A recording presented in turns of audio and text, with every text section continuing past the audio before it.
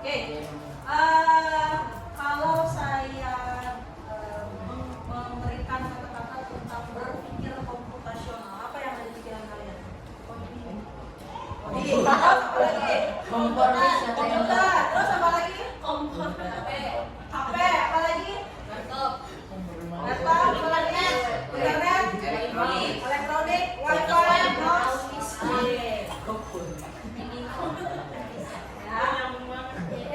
sekarang kita masuk ke materi tentang berpikir komputasional. Nah, berpikir komputasional karena saya pegang materi mapel IPS, saya akan memasukkan berpikir komputasional pada mata pelajaran ilmu pengetahuan sosial.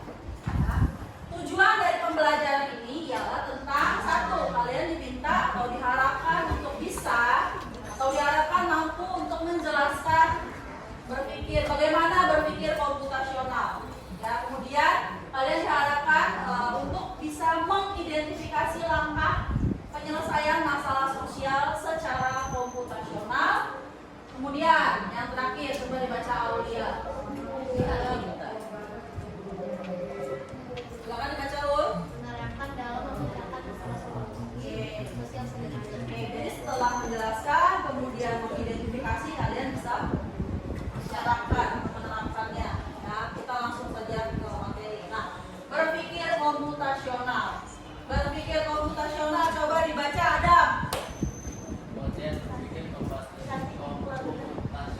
Berpikir komputasional adalah cara berpikir untuk menyelesaikan persoalan secara sistematis dan yang dapat dibantu atau diimplementasikan oleh komputer. Oke, berpikir komputasional adalah cara berpikir untuk menyelesaikan persoalan secara sistematis, runut, dan efisien. Kalau di IPS kita mungkin tidak pakai komputer ini, ya. Kalau di IPS mungkin kita lebih ke pemecahan masalah atau solusinya bagaimana dari masalah yang kita lihat di kehidupan kita sehari-hari. Ya. Dan lanjut. Nah, ini dia. Ada 4 konsep utama dari berpikir komputasional. Coba dibaca, Cio. Dekomposisi apa itu, Cio? Memecah masalah besar dari bagian kecil. Ya, itu dia. Dekomposisi. Memecah masalah besar menjadi bagian kecil. Kita pecah jadi sub-sub lagi. Ya. Kemudian abstraksi. Coba dibaca, Mario.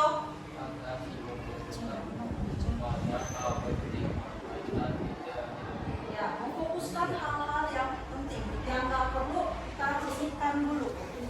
Ya, kita fokuskan dulu hal yang pentingnya, intinya. Kemudian algoritma, coba dibaca, Inan. Algoritma menyusun langkah terurus untuk solusi. Untuk solusi. Jadi ada masalah yang disajikan atau kita lihat masalah, kita fokus pada masalah tersebut, variabel yang tidak penting kita singkirkan dulu, kemudian kita berpikir nih solusi dari masalah tersebut itu seperti apa. Kemudian pengenalan pola, coba dibaca Nomi. Pengenalan pola menemukan kesamaan untuk menyelesaikan masalah sejenis. Nah, pengenalan pola adalah di mana kita bisa menemukan kesamaan untuk menyelesaikan masalah yang sama, masalah yang sejenis. Kemudian kita lihat selanjutnya. Nah, ini dia dekomposisi. Karena ini tentang mata pelajaran IPS, jadi dekomposisi. Di awal dekomposisi itu adalah ini apa? Memecah masalah besar menjadi bagian-bagian yang lebih kecil lagi. Kalau kita bisa lihat di sekeliling kita, apa sih yang paling kelihatan? Sampah. Ya kan? Kalian pernah lihat di ujung gang misalnya atau di sekolah ini ada setelah keluar dari sekolah misalnya pulang ada sampah numpuk? Pernah lihat? Atau sering lihat? Pernah atau sering? Sering. Oke. Nah, penumpukan sampah masalahnya bisa apa? Nih. Jadwal angkut sampah yang tidak teratur. Ya, bisa saja misalnya dari RT angkut sampahnya cuma seminggu sekali atau bahkan 2 minggu sekali. Padahal rumah tangga konsumsi pasti sampah dapur itu sangat banyak. Ya. Kemudian yang nomor 2 coba dibaca Marcel.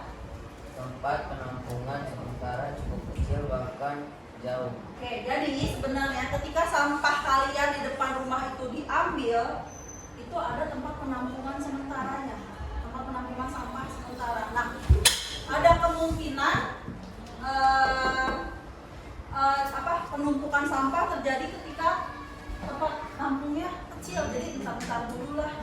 Nah, Saya ada ya, kemudian karena jauh ya udah ntar dulu. Jadi makin lama sampahnya akan makin numpuk, makin banyak. Kemudian yang ketiga sekali baca. Ketiga, kurangnya kapasitas armada pengangkut. Nah, ini dia. Ini juga salah satu faktor dari masalah yang terjadi akibat si sampah yang numpuk. armada. Armada apa? Armada misalnya bisa truk yang digunakan untuk mengangkut sampah, bisa truk yang truk motor roda 3 yang kayak buat bawa galon, itu bisa digunakan juga sebenarnya untuk pengambilan sampah, tergantung kebijakan dari tempatnya seperti apa. Kemudian nomor 4 coba dibaca Aulia. Minim kesadaran memilah sampah. Nah, ini minimnya kesadaran memilah sampah. Kadang memilah sampah itu balik ke kita juga. Bisa nggak? Terbiasa nggak kita memilah sampah? Mana yang sampah dapur, mana yang sampah bentuknya kaleng, mana yang sampah plastik dan lain-lain. Kadang kalau kita kan semua jadi satu sampah, ya kan? Yes. Ya udah, yang penting saya sudah buang sampah ke temannya, ke tempatnya. Kemudian, nah ini nomor 5 coba dibaca Triaga. Oh iya, 5 membuang sampah sembarangan. Nah, membuang sampah sembarangan. Nah, siapa yang masih punya habit seperti ini? Jangan, gak usah sebut-sebut nama temennya, sebutlah atau introspeksi diri. Pernah nggak kita buang sampah sembarangan? Pernah. Kan suka saya bilang, kalau ada lihat sampah di kelas, ambil, pungut, masukin ke tempat sampah. Ya kalau lagi istirahat, misalnya di lorong ini, ketemu sampah, daripada kamu capek ke ujung, boleh nggak di TU? Boleh, dengan senang hati, silakan. Tinggal ketok itu di sini membuang sampah. Nggak salah, Javier yang masih suka bunyi. Nah saya maklumi nggak apa-apa. Daripada dia harus jauh-jauh ke ujung-ujung, di TU ada. Bahkan di masing-masing kelas kalian itu ada tempat sampah, ada kan? Dengan warnanya yang bonjreng-bonjreng. Yes. Nah, kita lanjut. Nah ini abstraksi. Abstraksi itu kan kita memfokuskan pada hal penting, mengabaikan detail yang tidak perlu. Misalnya ini saya ada di sini.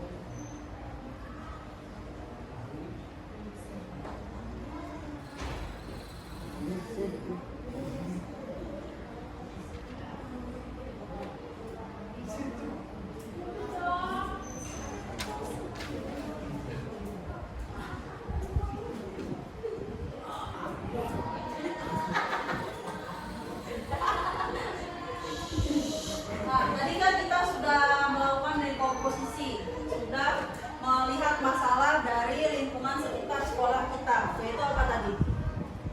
Apa tadi masalahnya? Sampah. Sampah. Nah, setelah menemukan masalah, langkah selanjutnya ialah abstraksi. Apa sih abstraksi? Abstraksi. Bakar. Ya iya. Abstraksi bertujuan untuk Mengabaikan detail yang kurang relevan dan merupakan esensial awal dari setiap submasalah. Hasil abstraksi. lanjut ya hasil. Hasil abstraksi ini akan menjadi opsi kita untuk mencari solusi yang paling efektif. Nah, berikut adalah contoh Penumpukan sampah. Nah, dari tadi yang sudah kita dapat poin-poin 5 poin itu, kalau di abstraksi seperti ini. Misalnya satu, jadwal pengangkutan pengambilan sampahnya tidak teratur. Detail yang boleh kita abaikan, misalnya jenis truk. Ya, kemudian warna seragam petugas, waktu persis, keterlambatan ini bukan hal-hal yang penting, bukan hal-hal yang esensial. Tapi bagaimana kita menemukan masalahnya? Sistem logistik satu, kemudian pengawasan yang tidak efisien. Ya, jadi tidak adanya pengawasan yang baik, yang bagus dari jadwal pengangkutan tersebut. Itu jadi salah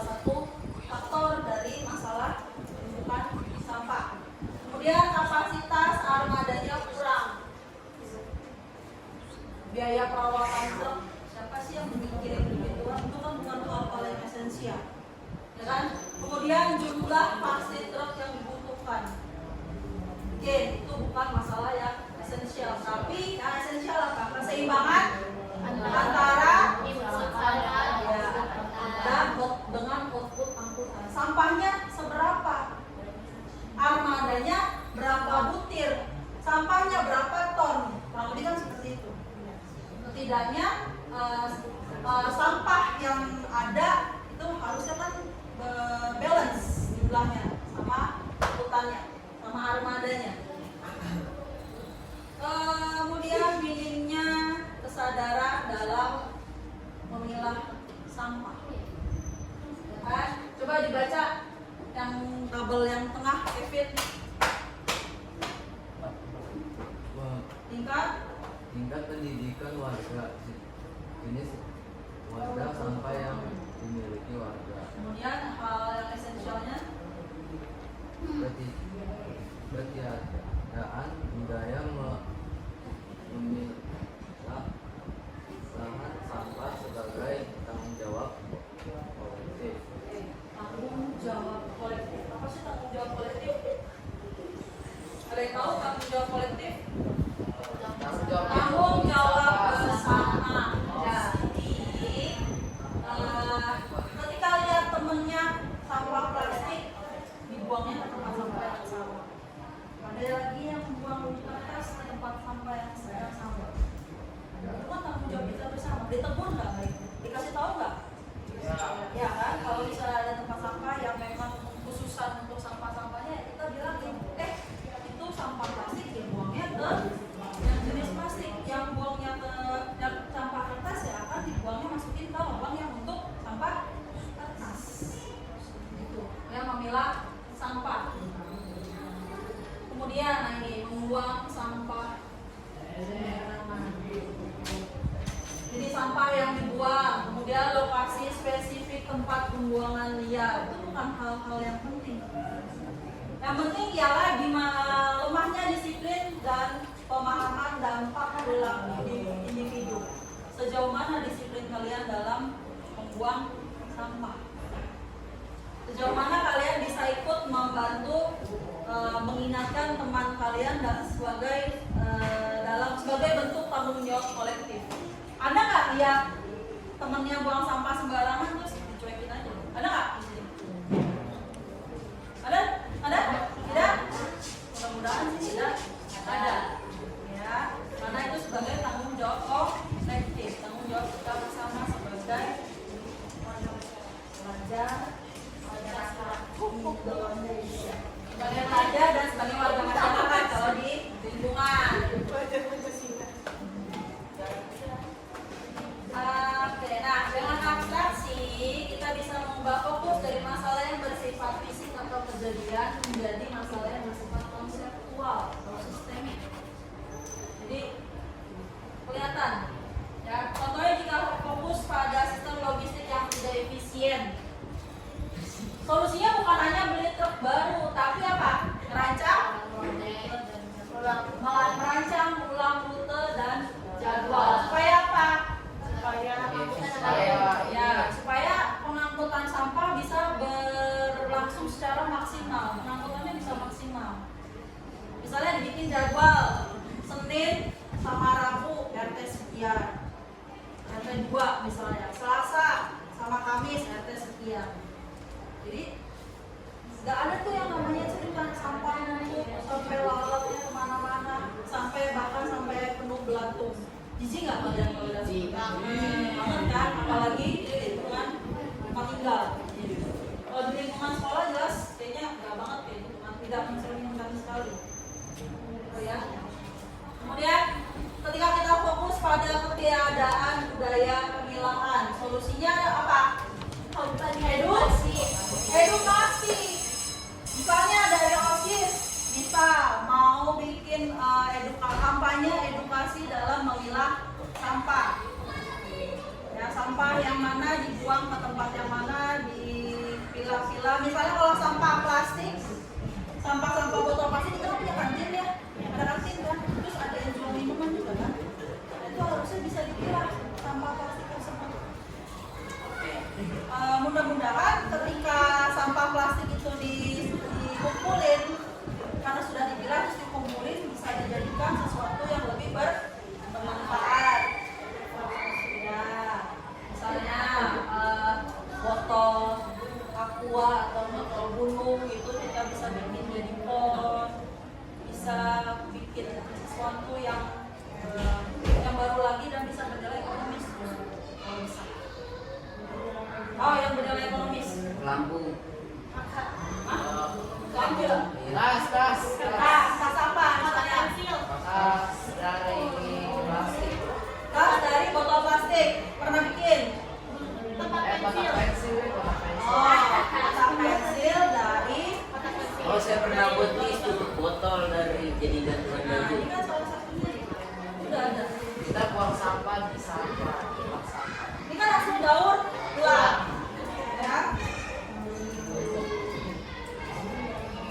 Nah, abstraksi inilah yang menjadi jembatan untuk langkah terakhir berpikir komputasional. Jadi berpikir komputasional itu gimana caranya kita menemukan masalah, kemudian kita pecah lagi masalahnya nih apa aja. Masalahnya 1, 2, 3, 4, 5, 6, sampai 10 misalnya. Masalahnya nggak punya duit. Kalau misalnya masalah masalahnya nggak punya duit, berarti kamu harus cari solusinya apa? Kerja, terus apa lagi? Nabung. Nabungnya dari mana? Kan nggak punya duit awalnya. Itu bikin mie juga sebenarnya salah satu bikin komputasional. Ketika kamu lapar, misalnya masalah kamu adalah lapar, terus kamu pengen bikin mie. Di rumah nggak ada mie, beli. Caranya apa? Misalnya satu, membeli di warung, keluar, ambil duit ke warung, beli mie. Terus sampai di rumah, sampai di warung, kamu nggak cukup, cuma pengen mie aja. Saya pengen lebih sehat. Sayur, ada lagi? Pilihnya lemonilo bisa nambah pilih mie-nya yang lebih bagus bisa lemonilo misalnya, beli nasi kalau nggak ada, terus beli bakso, sayur, apa lagi? Telur. Wagyu aja. Nah, apa? Bisa lebih bervariasi jadi isinya, lebih kenyang.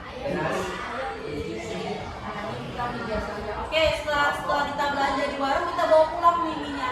Sampai di rumah, mie-nya langsung matang nggak? Nggak kan? Kita harus ngapain? Kalau dulu belanjaannya, siapin pancinya masukin air.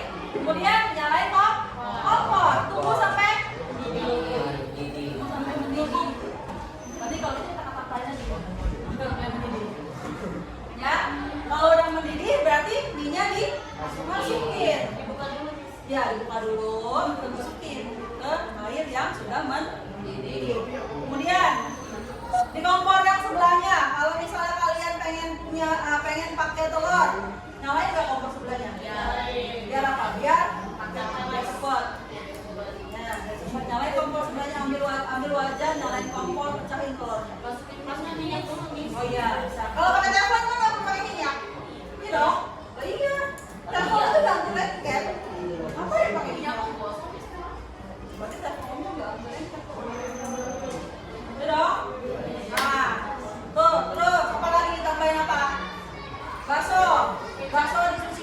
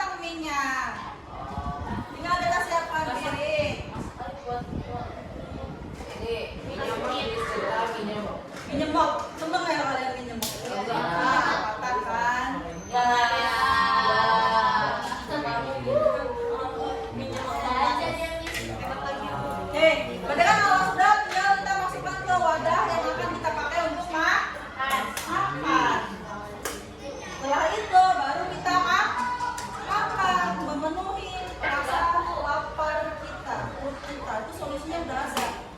Kalau secara tidak langsung itu kalian sudah berpikir komputasional. Itu komputasional itu selain penerapannya di mapel informatika atau kalau di kita itu kan TIK, ya nggak? Ya. TIK itu kan mesin D. Tapi sebenarnya komputasional itu kita sudah gunakan di kehidupan kita sehari-hari sebenarnya. Secara tidak langsung, ya kan? Kalau contoh paling gampang tadi, bikin apa? Bikin mie. Udah lapar, di rumah nggak ada apa-apa, nggak ada siapa-siapa. Belilah mie, jadi kita makan. Terus, misalnya kita mau bikin nasi goreng, apa yang harus kita lakukan? Siapin nasi. Siapin bahan-bahan. Bahan-bahannya apa aja? Nasi, terus kecap, bawang merah, Bawang putih. bawang putih, Wortel. telur, apa lagi? Sosis, Minyak, wajan, kompor, gas. ya itu dia sebenarnya secara tidak langsung. Sebenarnya secara tidak langsung itu kalian sudah penerapan, kalian sudah aplikasi itu. Tapi memang dulu belum ada sebutan berpikir komputasional. Nah, misalnya kalau kita mau berangkat sekolah, apa yang kita lakukan? Mandi dulu, sarapan segala macam. Itu dalam kehidupan sehari-hari enggak? Yes. Iya dong. Dalam kehidupan sehari-hari berarti apa? Sudah kita terapkan sehari-hari. Berarti ketika kita belajar pembelajaran apa sih? Berpikir komputasional. Itu udah bukan hal yang asing buat kalian. Paham? Kurang lebih kalau di mapel lain misalnya di bahasa Inggris, apa? Prosedur teks. Prosedur teks. Kalau di bahasa Indonesia teks prosedur. Ini step by step pembuatan. Kurang lebih seperti itu. Langkah-langkah betul. Langkah-langkah menciptakan masalah, kemudian solusinya seperti apa. Masalahnya dipecahkan lagi ke yang lebih kecil. Baru kita tentukan solusinya. Sampai sini ada yang mau ditanyakan? Belum. Apa yang sudah kalian dapatkan dari paparan yang saya berikan? Tentang berpikir komputasional. Kenapa berpikir komputasional? Ya, bisa?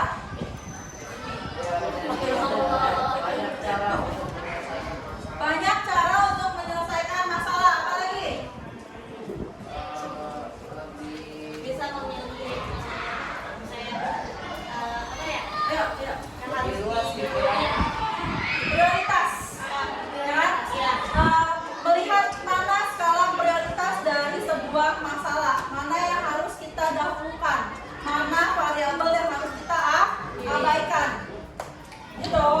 Kita fokus dulu nih masalahnya apa. Variabel yang bukan hal yang esensial, ya kita pinggirin dulu. Kita fokus dulu. Paham?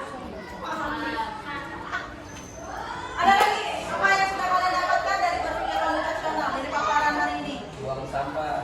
sama pada tempatnya. Buang sampah pada tempatnya. Apa lagi? Bisa memilah sampah. Memilah sampah. Kemudian sebagai apa? Sebagai tanggung jawab kolektif atau tanggung jawab bersama, supaya kita bisa lebih aware terhadap lingkungan kita, baik itu lingkungan yang di rumah maupun yang di sekolah.